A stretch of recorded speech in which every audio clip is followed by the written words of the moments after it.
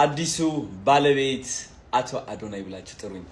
አዶናይን ኢንሳ የደህንነት ኢትዮጵያ ውስጥ ያለው ኢንሳ አስገድዶታል። ምን ብሎ ሲድሮ የሚባል አፕ አስተዋውቅ ብለውት ነው። ሲድሮ የአዶናይ ወይስ የኢንሳ? አነጋጋሪነቱ ቀጥለዋል። የተሻለ ህይወትን ፍለጋ ለቤተሰቦቻቸው ኩራት ለመሆን ወደ ጣሊያን ለመጓዝ በዝግጅት ላይ የነበሩ መንትያ እህትማማቾች በመኪና አደጋ ህይወታቸውን አጥተዋል። የኢትዮጵያ ብሔራዊ ምርጫ ቦርድ የፌዴሬሽን ምክር ቤት በአማራና በትግራይ ክልላዊ መንግስታት አከራካሪ የሆኑ ምርጫ ክልሎችን ብሎ በሰየማቸው ቦታዎች በተመለከተ ያስተላለፈው ውሳኔ አነጋጋሪ ሆነ፣ ቁጣም ቀስቅሷል። የጀርመንኛ ቋንቋ ካልተማረ ደሞዝ እንደሚቀነስበት የተነገረው ታዋቂ ተጫዋች ማን ነው? ክለቡስ ማን ይባላል? የሚለው እነዚህንና ሌሎችን መረጃዎች የምንነግራችሁ ይሆናል። ሰላም፣ ፍቅር፣ ጤና ለእናንተ ይሁን ውድ ተመልካቾቻችን። ሚዲያችን ሰናይ መልቲ ሚዲያ ፕሮግራማችን ሳምንቱን በሰናይ ነው። እንግዲህ በዚህ ሳምንት የነበሩ አነጋጋሪ ነገሮች ምን አዲስ ነገር አለ እያልን ወደ እናንተ ማድረስ ጀምረናል። ለቻናላችን አዲስ ከሆናችሁ ሰብስክራይብ በማድረግ ጀምሩ። እንዲሁም ደግሞ ቪዲዮውን በማየት ከተመቻችሁ ላይክ እንድታደርጉ በአክብሮት ጠይቃለሁ። አብሬያችሁ ቆይታ የማደርገው አንተነህ ስንታየሁ ነኝ። መልካም ቆይታ።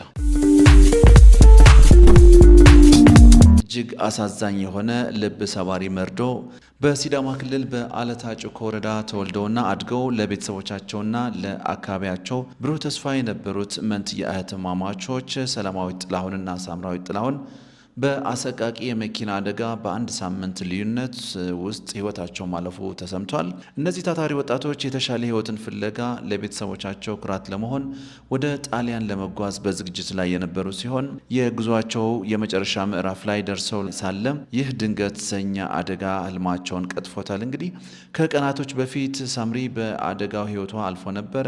ከፍተኛ ጉዳት የደረሰባት መንትያ እህቷም ሰላማዊትም ህይወቷ ሊያልፍ ችሏል። እንግዲህ በአንድ ሳምንት ውስጥ ሁለት ተወዳጅ እህትማማቾች ማጣት ለቤተሰብም ሆነ ለወዳጅ ዘመድ የሚከብድ መሪር ሀዘን ነው። በአለታ ጩኮ ማህበረሰብ ዘንድ በትህትናቸውና በትምህርት ትጋታቸው የሚታወቁት ሰላማዊትና ሳምራዊት መምህራኖቻቸውን የሚያከብሩና ለነገ ትልቅ ራዕይ የሰነቁ እንደነበሩ እንደዚሁ መረጃዎች እየወጡ ይገኛሉ። እንግዲህ ወደ አዲስ አበባ እየተጓዙት ለጉዟቸው የሚያስፈልጋቸው የመጨረሻ ሂደቶችም ለመጨረስ ቢሆንም መኪና አደጋ ግን ህይወታቸውን ቀድመዋል። እንደተወለዱት ሁሉ ህመማቸውን ሆነ ሞታቸውም አልተለያየም። አንደኛዋ እህት አርፋ በሳምንቱ ሌላኛዋ መከተሏ በሁሉም ዘንድ ከባድ ሀዘን ጥለዋል። እንግዲህ በቅርበት የሚያውቋቸው መምህራኖቻቸውም በትምህርታቸው ትጉህና በስነ ምግባራቸውን ለብዙዎቹ አርአያ የነበሩ ለሀገር መፍትሄ ይሆናሉ ብለን ተስፋ የጣልንባቸው እንቁዎች ነበሩ በማለት በከፍተኛ ሀዘን ሲገልጿቸውም ተመልክተናል። ለሟች ቤተሰቦች፣ ለወዳጅ ዘመዶቻቸውና ለመላው የአለታ ጩኮ ህዝብ መጽናናትን እንመኛለን። የኢትዮጵያ ብሔራዊ ምርጫ ቦርድ የፌዴሬሽን ምክር ቤት በአማራና በትግራይ ክልላዊ መንግስታት አከራካሪ የሆኑ ምርጫ ክልሎችን በተመለከተ ያስተላለፈው ውሳኔ ይፋ አድርጓል። ብሔራዊ ምርጫ ቦርዱ በሰባተኛው ጠቅላላ ምርጫ የጊዜ ሰሌዳ ላይ በተመለከተው መሰረት ጥር 22 ቀን 2018 ዓ.ም የመራጮች ምዝገባ ለማካሄድ እየተዘጋጀባቸው ያሉትን ምርጫ ክልሎችና ምርጫ ጣቢያዎችን ዝርዝር ለህዝብ ይፋ ማድረጉ ይታወቃል። ይህንን ቦርድ ያወጣውን የምርጫ ክልሎችና ጣቢያዎች ዝርዝር ተከትሎም የፌዴሬሽን ምክር ቤት ጥር 25 ቀን 2018 ዓ.ም ለቦርዱ በጻፈው ደብዳቤ በትግራይና በአማራ ክልላዊ መንግስታት መካከል አከራካሪ ሆነው የቆዩት 5 ምርጫ ክልሎች የይገባኛል ጥያቄው እስከሚፈታ የሁመራ፣ የአዲረመጽ፣ የኮረም ኦፍላ፣ የጠለምትና የራያ አላማጣ ምርጫ ክልሎች ከትግራይ ክልላዊ መንግስት ውጭ ሆነው ለብቻቸው በቀጥታ ለህዝብ ተወካዮች ምክር ቤት ምርጫ እንዲደረግ ምክር ቤቱ መወሰኑን ለቦርዱ አሳውቀዋልም ብለዋል። የክልሉ ምክር ቤት ምርጫው በአካባቢዎቹ ላይ የተነሳው የይገባኛል ውዝግብ በህገ መንግስት ውሳኔ ሲፈታ አመቺ ጊዜ ተመርጦ ወደፊት እንዲካሄድ መወሰኑም እንደዚሁ ምክር ቤቱ ማሳወቁም ያብራራበት መረጃ በዛሬው ዕለት ይፋ ሆኗል። እንግዲህ ይህንን ተከትሎ የተለያዩ ሀሳቦች እየተሰጡ ሲሆን የትግራይ ክልል ጊዜያዊ መንግስትም በዚህ ጉዳይ ፈጣን ምላሽ ሰጥቷል።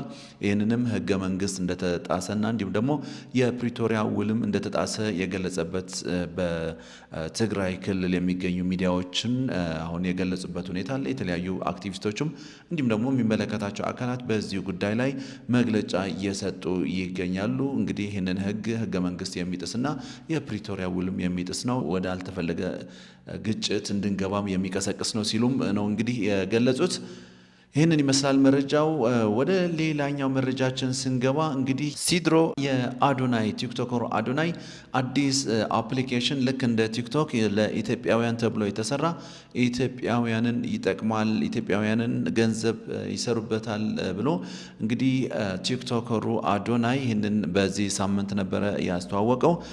አዲሱ ባለቤት አቶ አዶናይ ብላችሁ ጥሩኝ። ሲድሮ አፕ ይዘን ወደ ኢትዮጵያ መተናል። የብዙ ወጣቶች ህይወት የሚቀይር አዲሱ የኢትዮጵያን ቲክቶክ ሲድሮ ተብሎ ይጠራል። ዛሬ ልናስመርቀው ነው በተአምረኛ ሁኔታ። እንደምትመለከቱት ይህ አፕሊኬሽን የብዙ ወጣቶች ህይወት መቀየር የሚችል አፕሊኬሽን ነው። ሲድሮ ምንድነው? ኦልሞስት ቲክቶክ ነው ጋይስ። እውነት ለመናገር ከቲክቶክም የበለጠ ለሀበሾች ተብሎ የተሰራ ብዙ ኮንተንት ክሬተሮች ቲክቶክ ላይ ቪዲዮ ሲሰሩ ክፍያ የላቸውም። ኢቭን 1 ሚሊዮን ይዞ በገንዘብ የሚቸገሩ በጣም ብዙ ቲክቶከሮች አሉ። ሲድሮ ላይ ግን ያ መሆን አይችልም። በብር መከፈል ትችላላችሁ፣ በዶላር መከፈል ትችላላችሁ። እንግዲህ የኢትዮጵያ ህዝብ እንዴት ሶሻል ሚዲያ እንደሚወድ ታውቃላችሁ። አሁን ደግሞ እናንተ ኮንተንት ክሬተር ከሆናችሁ ስፔሻሊ ሲድሮ ላይ በቅጽበት ህይወታችሁ መቀየር ትችላላችሁ። ይሁን እንጂ አንዳንድ ሰዎች ደግሞ ይህንን ሆን ተብሎ የኢትዮጵያውያንን መረጃ ለመሳብ ወይ ደግሞ መረጃዎችን ሀክ ለማድረግ ሆን ተብሎ ኢንሳ ዴቨሎፕ ያደረገው ሶፍትዌር ነው። ስለዚህ ኢንሳ ይህንን የሚያደርገው ደግሞ በቀጥታ ከመጣ ምናልባት ሰው አፕላይ ሊያደርገው አይችልም ወይ ደግሞ ሊጠቀምበት አይችልም። ነገር ግን በቲክቶከር አዶናይ በኩል ከመጣን ግን ሰው ሊጠቀምበት ይችላል በማለት ሲድራ የተሰኘ አፕሊኬሽን በአዶናይ አማካኝነት ለማህበረሰቡ እንዲቀርብ አድርገዋል። ይህንን ደግሞ መረጃን ለመውሰድ የእያንዳንዱ ኢትዮጵያዊ መረጃን ሀክ ለማድረግ የሚጠቀሙበት ነው ሲሉ በርካታ ሰዎች በዚህ ጉዳይ እየገለጹ ይገኛሉ። ነገር ግን ይህንን ሶፍትዌር ዴቨሎፕ ያደረጉ ደግሞ የኢንፍራቴክ ሶሉሽንስ ይህንን እንግዲህ ከ100,000 ሰው በላይ ነው ዳውንሎድ ያደርገው ወዲያውን ይህንን ሶፍትዌር እንደተሰራ።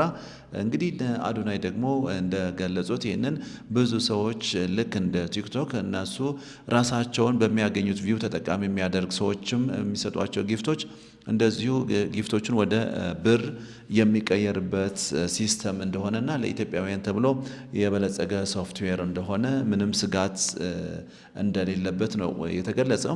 እንግዲህ የትኛው ነው እውነት የሚለው እንግዲህ ወደፊት የምናየው ቢሆንም እንደ ሶፍትዌር ግን በርካታ ሶፍትዌሮች እንደዚህ ዴቨሎፕ ይደረጋሉ። ያው እንደ ቻይናም የራሳቸው ሶፍትዌሮች አላቸው። ሌሎች ሀገራትም እንደዚሁ የራሳቸው ሶፍትዌሮች አላቸው ልክ እንደ ቲክቶክ የሚጠቀሙት። እንግዲህ የትኛው ነው ትክክለኛ በምን መልክ ነው የሚለው ነገር ያው ቀጣይ የምናየው ይሆናል።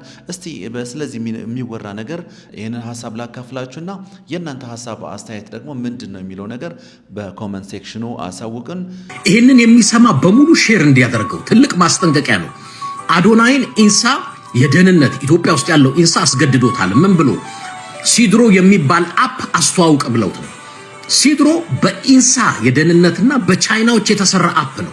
እሱን ኢትዮጵያ ውስጥም ከኢትዮጵያ ውጭ ያላችሁ ዳውንሎድ አደረክ ማለት መረጃዎችህን በሙሉ ኢንሳ ሀክ ያደርገዋል ማለት ነው። ለአደጋ ነው ራስን የምታጋልጠው። እያንዳንዱ መረጃህን ኦልሬዲ ኢንሳ እጅ ይገባል። ሲድሮ የሚባል አፕ ዳውንሎድ እንዳታረጉ። ሌላኛው የመጨረሻ መረጃችን በጣም አነጋጋሪ የሆነ አንድ ስፖርታዊ መረጃ ነው በዛሬው ዕለት የወጣው። የጀርመንኛ ቋንቋ ካልተማረ ደሞዝ የሚቀንስበት ተጫዋች ተገኝቷል። እንግዲህ ቢልድ የተሰኘው የጀርመን ጋዜጣ በክረምቱ ሊቨርፑል ለቀው ባየር ሙኒክን ስለተቀላቀለው ሉዊስ ዲያዝ ወይ ደግሞ የቀድሞ የሊቨርፑል ተጫዋች ለየት ያለ መረጃን አጋርቷል። እንግዲህ እንደ ጋዜጣው ዘገባ ከሆነም ዲያዝ በባየር ሙኒክ በፈረመው ኮንትራት ላይ ቋንቋ መልመድ እንደ ግዴታ የተቀመጠበት ሲሆን የቋንቋው ትምህርት እየተማረ በየጊዜው በሚደረግ ምዘና ለውጥ ካላሳየ ከደሞዙ ላይ ከ5,000 እስከ 50,000 ዩሮ ድረስ እንደ ሁኔታው እንደሚቀጣ እንግዲህ ውሉ ላይ ተቀምጧል። ተጫዋቹ በሳምንት ለ2 ወይም ለ3 ጊዜ የጀርመንኛ ቋንቋ ትምህርትንም እየወሰደ ይገኛል። ሉዊስ ዲያዝ በ21 የቡንደስሊጋ ጨዋታዎች 13 ጎሎችና 10 አሲስቶችን በማስመዝገብ በ23 ቀጥተኛ የጎል ተሳትፎ በማድረግ ጥሩ ጊዜን እያሳለፈ እንደሚገኝም ይታወቃል። እንግዲህ ይህንን ቋንቋም ሉዊስ ዲያዝ ከተማረ በኋላ ያው እንግዲህ ምናልባት ቋንቋው በሚገባ ከአሰልጣኞችና ከተጫዋቾችም እንዲግባባም ሊሆን ይችላል ብዬ አስባለሁ። ወይ ደግሞ ምናልባት ጀርመኖች እንደዚሁ ከውጭ ለሚመጣ ሰው ቋንቋቸውን እና ባህላቸውን በሚገባ ለመግለጽ ይህንን ውልም ሊጠቀሙበት ይችላሉ የሚል ሀሳብ አለን። እንግዲህ የእናንተ ሀሳብ አስተያየት ደግሞ በኮመንት ላይ አስፍሩልን። ክቡራትና ክቡራን ተመልካቾቻችን ለዛሬ የነበሩን መረጃዎች እነዚህን ይመስሉ ነበረ። ስለ አብሮነታችሁ እናመሰግናለን። ሰላም፣ ፍቅር፣ ጤና ለሁሉም።